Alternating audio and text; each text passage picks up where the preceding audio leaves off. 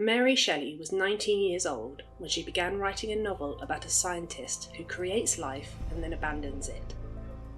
And in doing so, accidentally wrote the founding text of almost every serious ethical conversation we are still having today.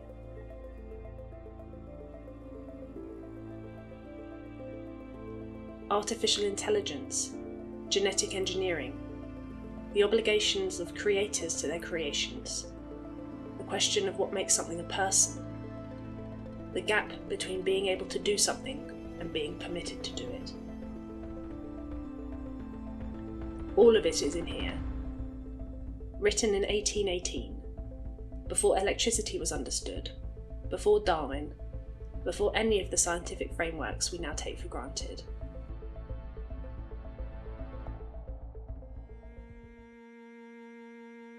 The novel begins at the end of the story, or near it. An Arctic explorer named Walton, ambitious and somewhat reckless, is writing letters to his sister from a ship stuck in the ice. He rescues a man from the frozen sea, Victor Frankenstein, barely alive, having spent months in pursuit of something across the ice. Victor tells Walton his story, and Walton, this is important, is the first mirror in the book. He's also a man of grand ambition, willing to risk other lives for his vision, also convinced that the potential reward justifies the current cost.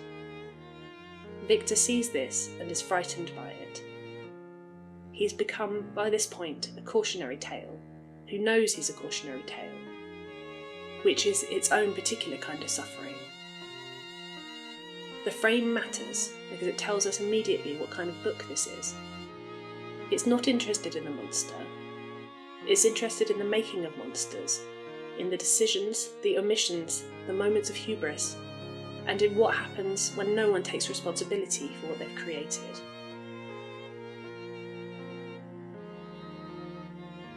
Victor grew up in Geneva, comfortable and loved, with a gift for big questions. He goes to university in Ingolstadt and finds, in a professor named Waldman, someone who validates the scope of his ambition. Waldman says, and this is the sentence that changes Victor's life, that modern scientists have performed miracles. They have acquired new power. They can command the elements. They have become like gods. Victor hears this and thinks, yes. And then he goes further than Waldman intended.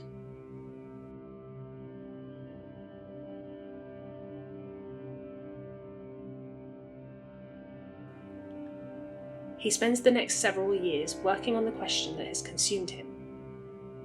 What is the principle of life?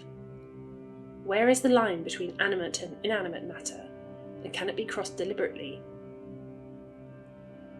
He finds an answer. We're not told what it is. Shelley withholds it, wisely, and with that answer he constructs a body. 8 feet tall, assembled from materials he's collected from crypts and dissecting rooms. And one November night, the body opens its eyes. Now, let's stop here for a moment.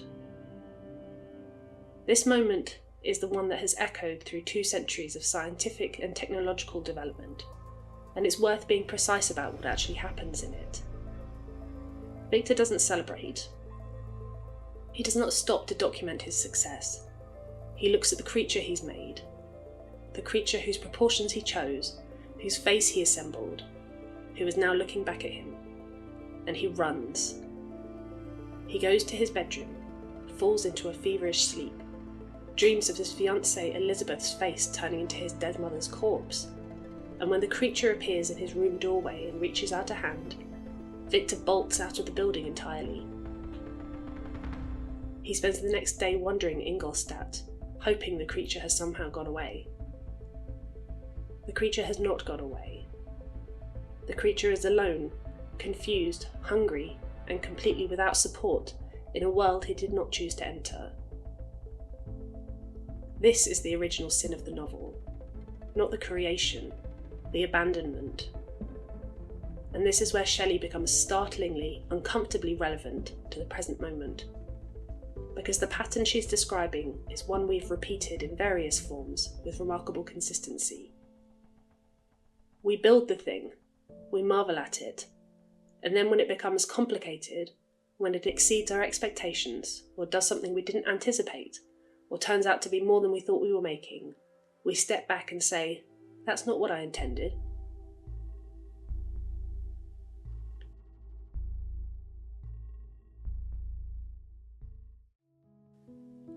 The creature spent his first year alone in the world, learning it from scratch. He hides in a hovel behind a cottage and watches a family, the de Lacys, through a crack in the wall.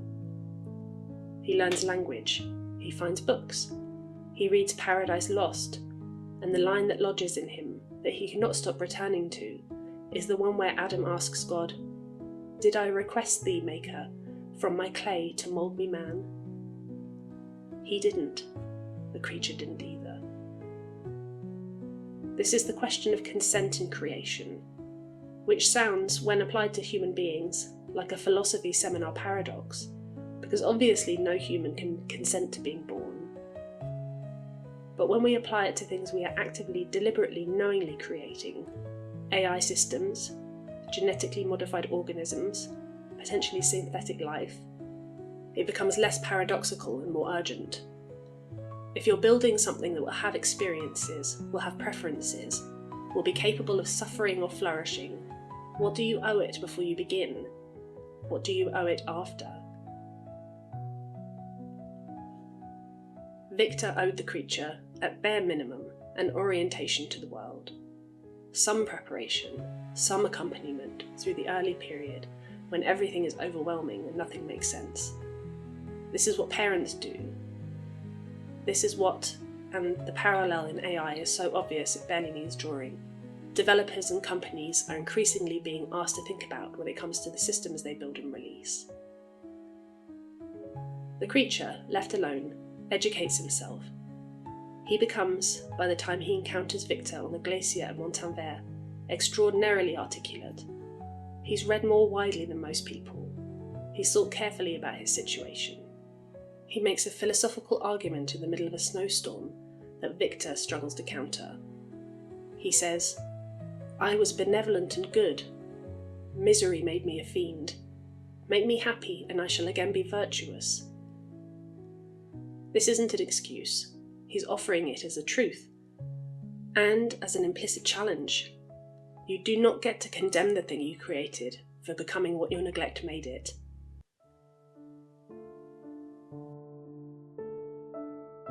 The creature asks Victor for one thing.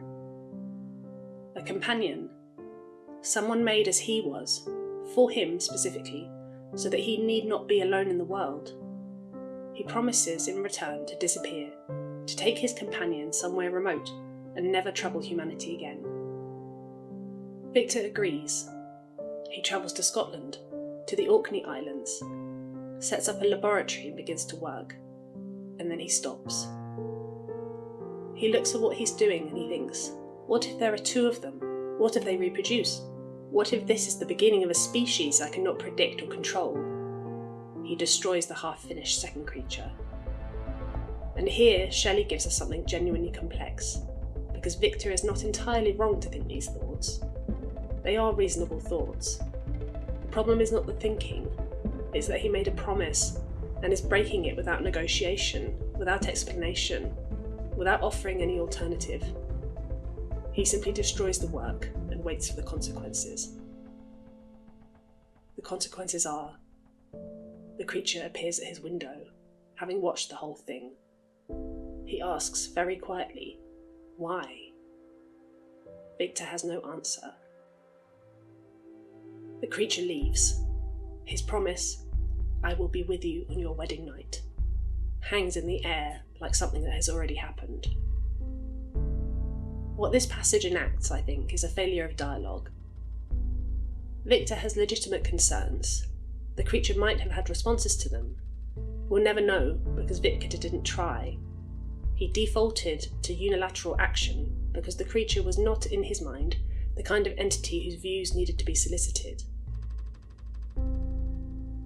This is a mistake that has a name now. In AI ethics, it's sometimes called the alignment problem, the difficulty of ensuring that powerful systems pursue goals that are actually good. But underneath the technical framing is a much older and simpler question. Who gets a seat at the table? Whose interests count? Who is sufficiently like us to deserve consultation before we make decisions that will determine the shape of their existence? Victor's answer, implicit throughout, is not him, not the creature, not the thing I made.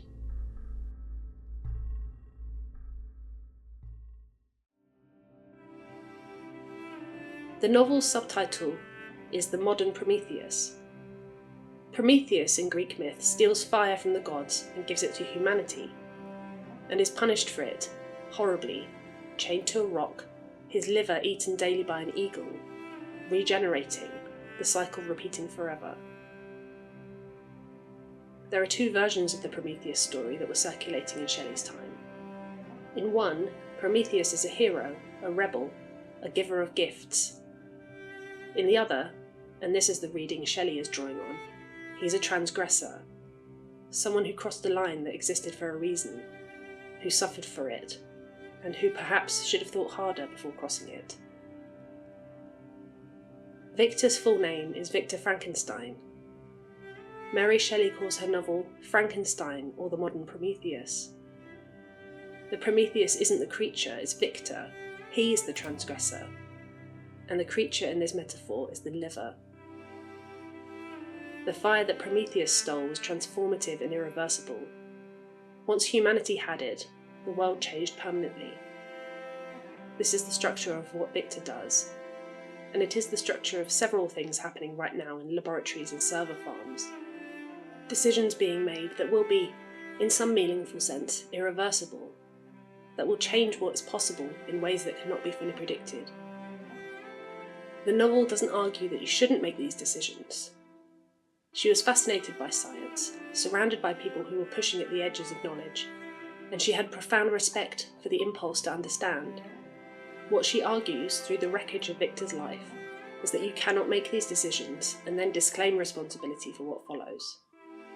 You cannot create something, release it into the world, and then stand back and say, whatever happens next is not on me.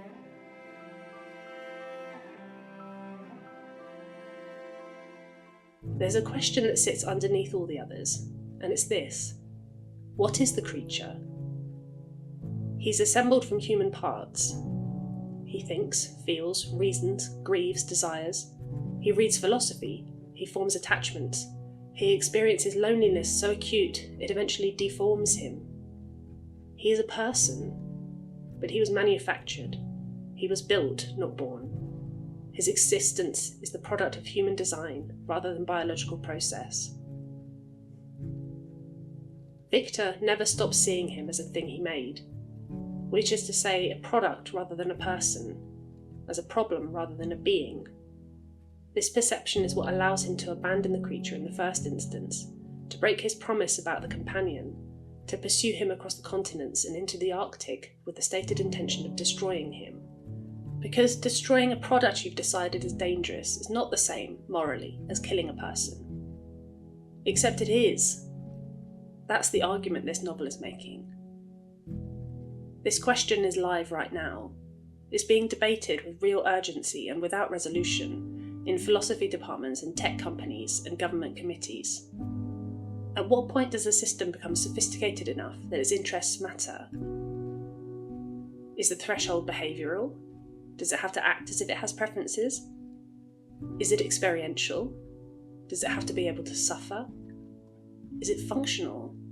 Does it have to be able to perform the tasks we associate with personhood? And who decides, and on what basis? And what are the consequences of getting it wrong in either direction? Get it wrong one way, and you over-attribute moral status to things that don't have it, which has its own costs. Get it wrong the other way, and you systematically mistreat things that do have it, which is what Victor does, and what the novel shows us is catastrophe. The creature at the end of the novel stands over Victor's dead body and weeps. He tells Walton not to condemn him as a monster, not because he denies what he did, but because he knows what he did, and he has paid for it in ways that cannot be measured, and because the person most responsible is the one lying cold in the bunk beside him. Walton, who came into the novel as Victor's double, hears all of this. He watches the creature go. He turns his ship around and goes home. The implication is that he's learned something. Whether he's learned the right thing, whether he's extracted the lesson Shelley intended, is left characteristically for us to decide.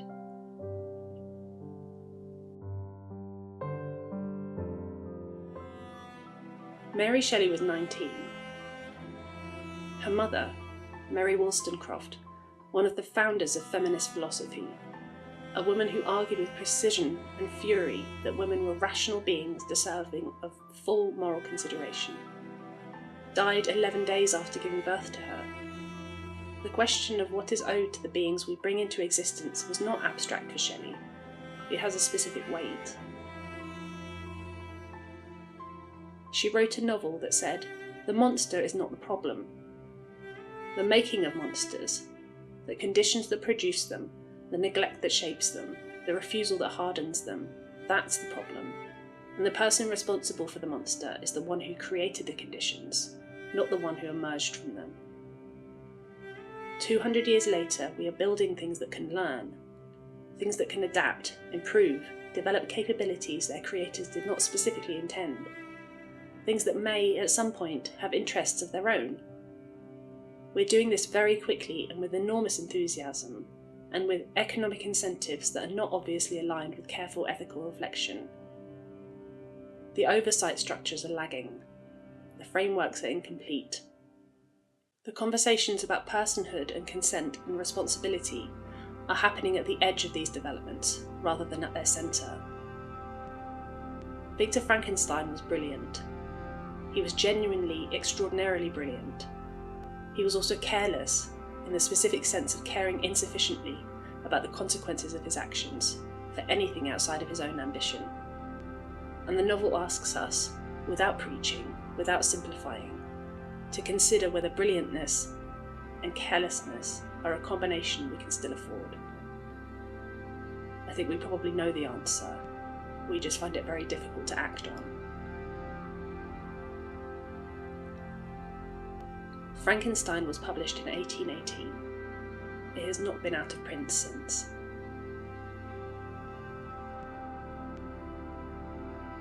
Thanks for watching this video. Remember to like and subscribe for the 5-minute version and the 45-minute sleep story version of Frankenstein, and 20-minute deep dives of other classic literary tales.